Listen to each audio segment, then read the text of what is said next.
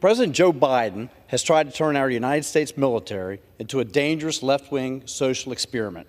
At the Malmstrom Air Force Base in my district, there's been an inappropriate drag show and explicit library books on display for children.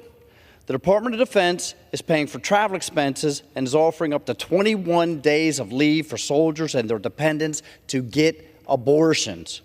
This does nothing to help our troops continue to be the most effective fighting force on earth and is nothing but a distraction and a waste of valuable taxpayer dollars. Allowing this radical trans agenda to infiltrate our military will put our service members in harm's way and will make our country more vulnerable than it has ever been in modern history. Gender-affirming care is safe, effective, and medically necessary.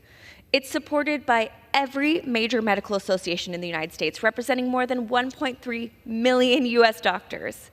That's why I find it incredibly concerning that many of my colleagues across the aisle choose to demonize the transgender community, but I don't think I've ever met someone who's trans.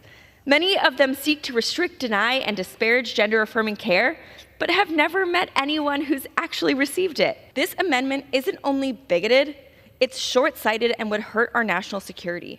So I urge my colleagues to listen to someone who actually knows something about the trans community and gender-affirming care and oppose this hateful amendment. My amendment, number 52, would prohibit TRICARE from covering gender reassignment surgeries and hormone treatment for individuals who identify as transgender.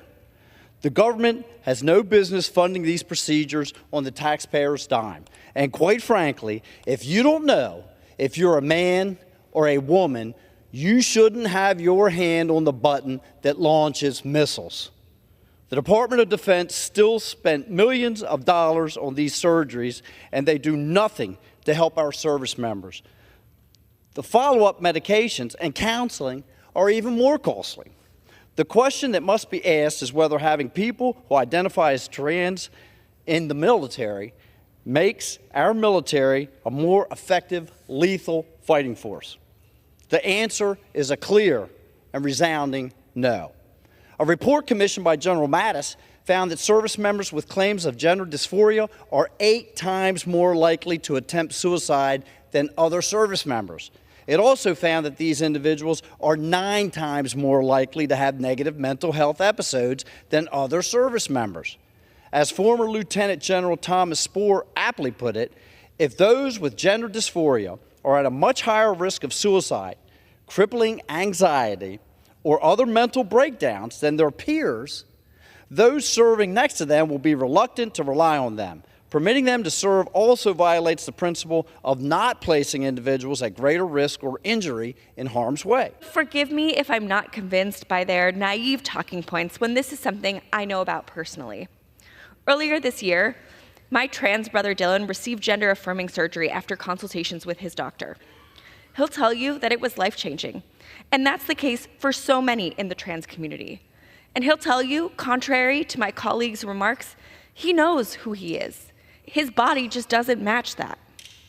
Prohibiting gender-affirming care for our service members not only compromises our national security, but it also hinders our recruitment and retention efforts.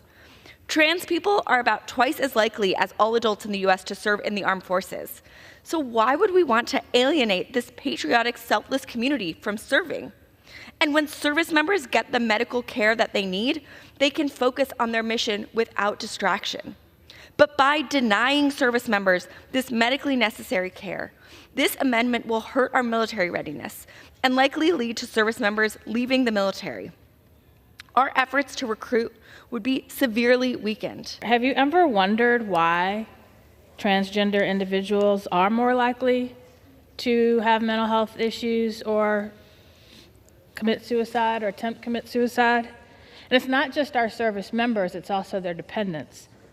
Maybe the reason is the harassment and demonization that they have faced for generations from the far right. Maybe it's for the same reason as a student that I represented who identified as transgender wanted to commit suicide because on a daily basis in their school, they received texts and threats from friends who said, "You should kill yourself," solely because they identified as transgender. Maybe it's because of the vitriol that we have heard in committee and on this floor against the transgender community tells them you are not valuable as a human being. And that's why this amendment is so cruel.